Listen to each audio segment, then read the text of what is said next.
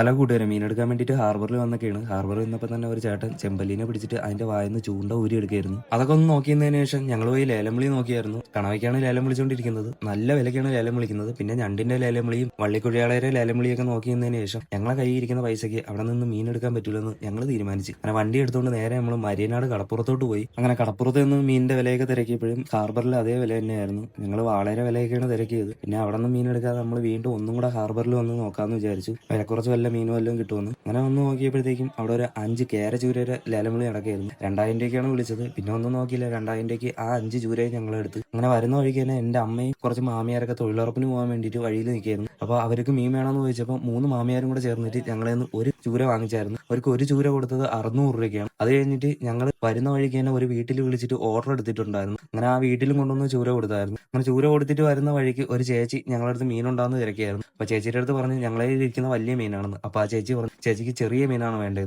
പിന്നെ അവിടെ നിന്ന് നേരെ നമ്മൾ പോയത് എന്റെ കൂട്ടുകാരൻ വിച്ചുവിന്റെ വീട്ടിലോട്ടാണ്. അവൻ വിളിച്ചായിരുന്നു മീനുണ്ടാന്ന് പറഞ്ഞിട്ട്. അങ്ങനെ നമ്മൾ ചെന്നപ്പോ അവനും ഒരു മീൻ വാങ്ങിച്ചായിരുന്നു. അങ്ങനെ അവനും മീൻ കൊടുത്ത് അവന്റെ കയ്യിൽ നിന്ന് പൈസയും വാങ്ങിച്ചിട്ട് നേരെ നമ്മൾ പോയത് വീട്ടിലോട്ടാണ്. വീട്ടിൽ വന്നിട്ട് വണ്ടിയൊക്കെ ഒന്ന് കഴുകി വൃത്തിയാക്കിയായിരുന്നു. അങ്ങനെ ഇന്ന് നമ്മള് 2000 രൂപയ്ക്കാണ് 5 ചൂര എടുത്തത്. അത് എല്ലാം കൂടെ വിറ്റപ്പോൾ നമുക്ക് 3000 രൂപ കിട്ടി. വലിയ ലാഭമൊന്നുമില്ല, അത്രേ കിട്ടിയുള്ളൂ. ഇന്നത്തെ വീഡിയോ ഇഷ്ടപ്പെട്ട ഫോളോ ചെയ്യണേ.